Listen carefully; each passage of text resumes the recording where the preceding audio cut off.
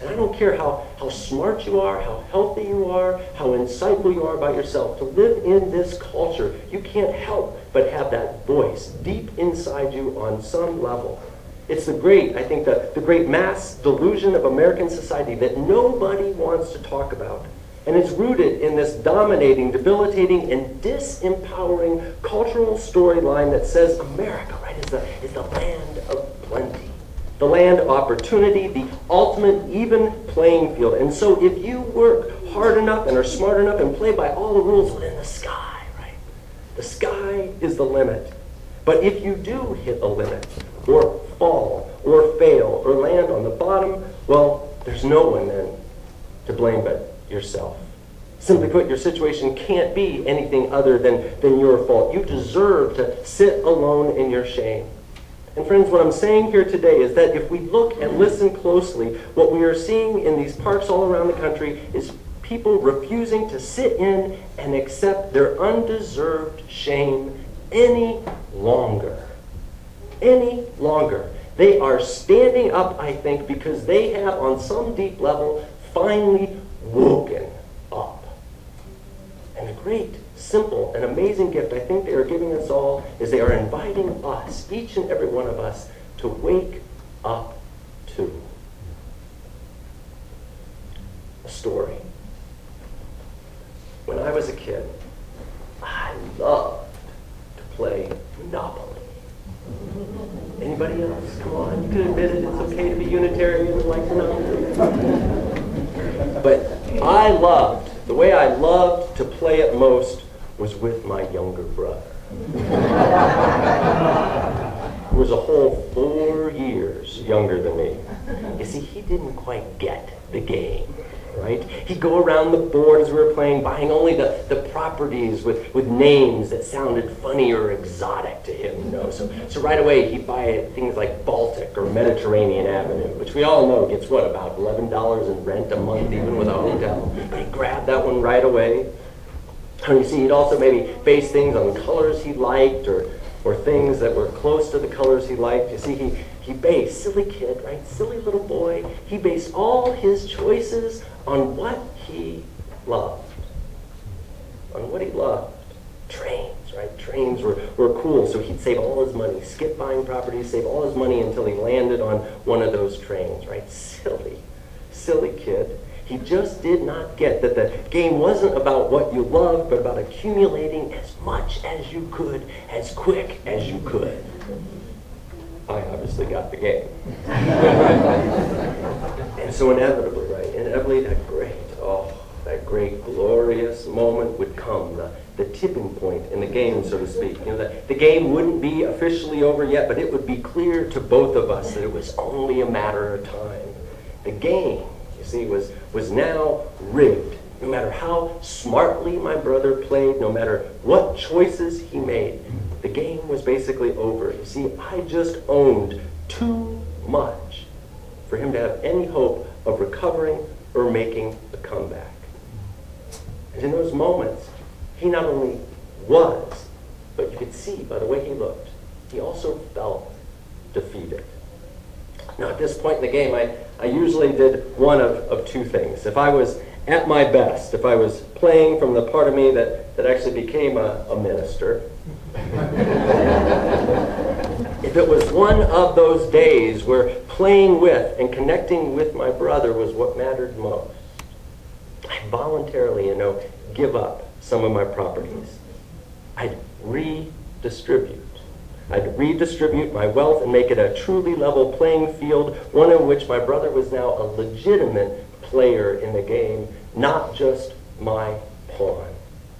But if I was not at my best, well, I'd change things, I'd change things just enough to give him the illusion that he had a fighting chance. Come on, you guys never done this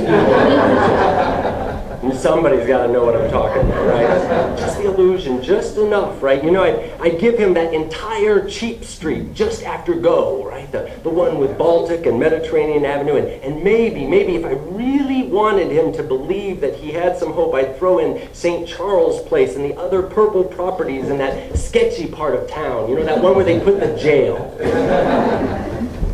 I'd even at times make sure that he had a house on each property to ensure the illusion of security. But of course, Boardwalk and Park Place and those ritzy green properties, each with a hotel on them, would stay under my control. And it would certainly look to my little brother like he had a fighting chance in those moments, but of course, he just did not.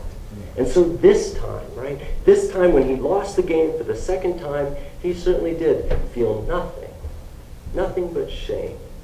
I was just better than him. He had to admit it. But a funny thing happened. He grew up.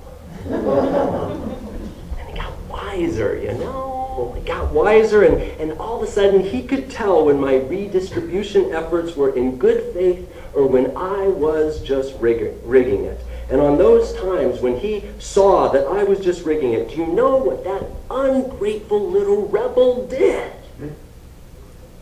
He quit the game and demanded that we play an entirely different one.